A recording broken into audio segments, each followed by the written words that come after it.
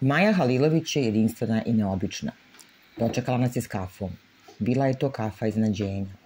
Omiljeni topli napitak Bosanaca i Hercegovaca za Maju je šansa za budućnost. Cijelo Sarajevo i Bosna i Hercegovina mogli bi bukvalno mirisati na kafu.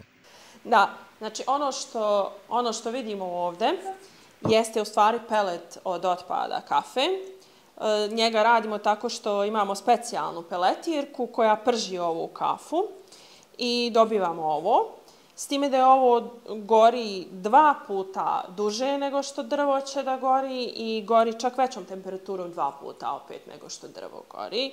I ovo je nešto sjajno za naše Sarajevo i našu Bosnu i Hercegovinu, da se riješimo čak i zagađenja zraka, obzirom da ovaj pelet od kafe ne proizvodi štetne gasove prilikom gorenja. Pelet od kafe smanjuje i rizik od začepljenja odvoda za vodu. Ne bi više bilo prosipanja taloga od kafe. To je za Maju vrijedna sirovina. Nije samo pelet od kafe proizvod budućnosti. Vjerovali ili ne, iz taloga od kafe može se dobiti i gorivo za automobile. Ovdje imamo biogas koji je upravo napravljen od otpada kafe.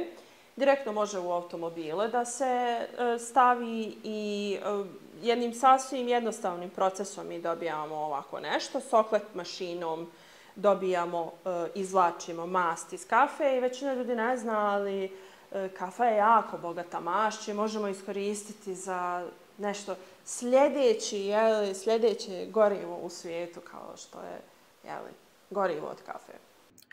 Uz kafu s Majom nikada dosta čuda, ali kafi ćemo se vratiti kasnije.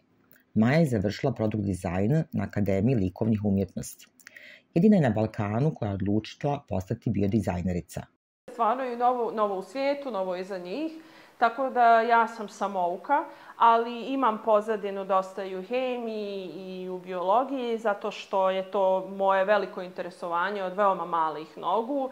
Tako da možda meni nije toliko bilo teško da uđem u ovaj posao i da uspijem da izmislim ja ove biomaterijale. Ali svih ovih 7 godina ja imam Balkan Green Ideas nagradu od prošle godine 2022. Zatim ušla sam i u asocijaciju inovatora Bosne i Hercegovine. Imam čak i izlaganje,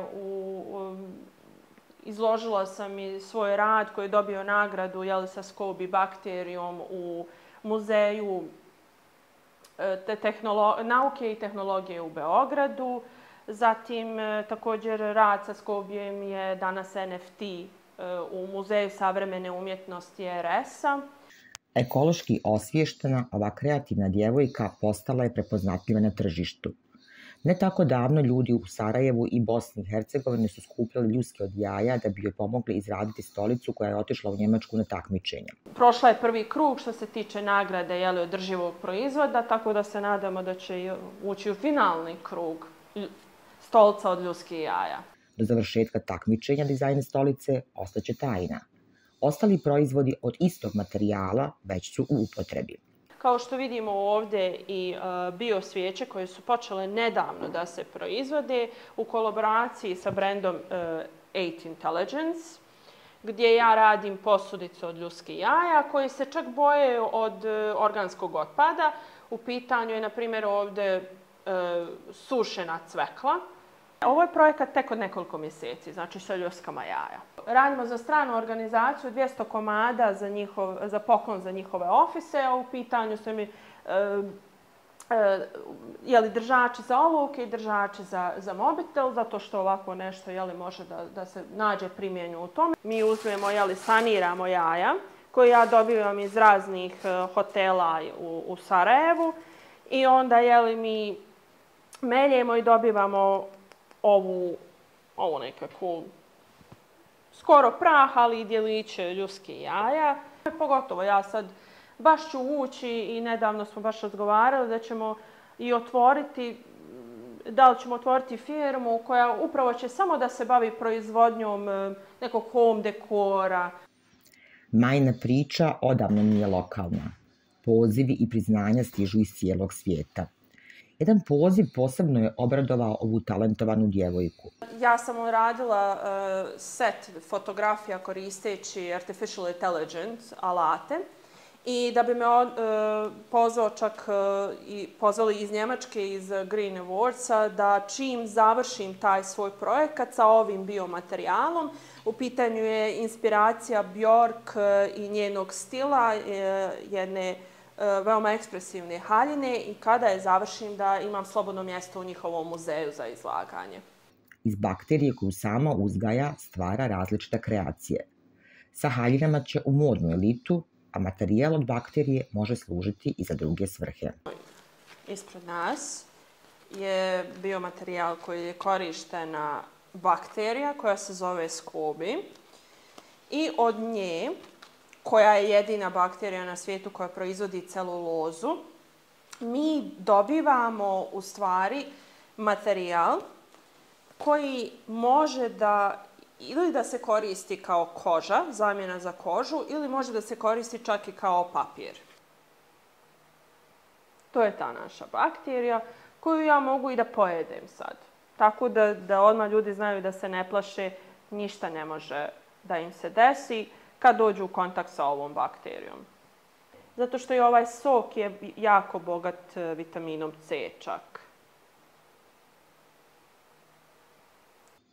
Miris kafe vraća nas na početak priče. Pred Majom je dug, trnovit, ali vjerujemo uspješan put. Pelet od kafe dokaz je da postoje hrabri i poduzetni ljudi spremni na rizik. Tako je nastala i posebna mašina za izradu peleta. A talog od kafe, kao i ljuske od jaja, našao je i primjenu u uređenju doma. Ovaj proizvod jeste u stvari biomaterijal od kafe, koristi se biovezivo koje sam ja izumila, spaja se sa tozom od kafe. Karakteristika ovog materijala nije lako salomiv, otporan je na udarce, visoko otporan i čak i na grebanje. I također otporan je određenom stupnju na temperaturu kao i na vodu, zato što svaki biomaterijal, njegova odlika jeste da se on brzo razgrađuje kad dođe u dodir sa prirodnim elementima poput vlage, vode ili temperature, upravo zato da nahrani zemljište kad se razgrađuje. Kao što znamo, kafa, a i samo ovo biovezivo koje sam ja izumila, nahranit će zemlju kad se razgrađuje unutar nje. Popiti kafu s Majom je zaista neprocjenljiva.